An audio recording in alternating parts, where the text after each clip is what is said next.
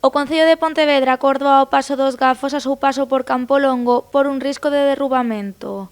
Un peche indefinido que afecta o tramo entre General Rubín e o Parque da Seta. Entre a rúa General Rubín e a Praza da Constitución a estructura está seriamente comprometida, non?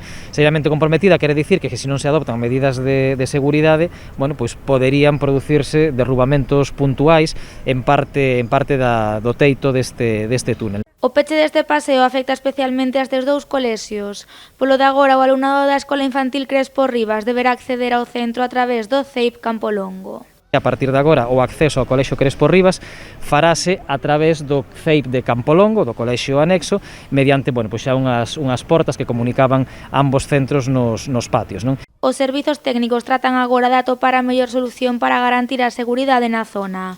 Pero, mentres tanto, o goberno local descarta a posibilidade de demoler o teito da canle e deixar así o río á vista.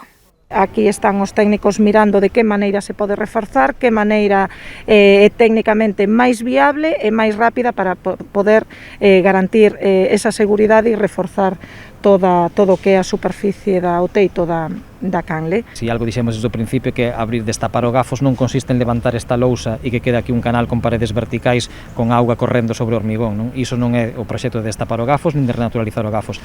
Por tanto, non tería sentido abrir simplemente a lousa e que quedase sin máis aberto, non?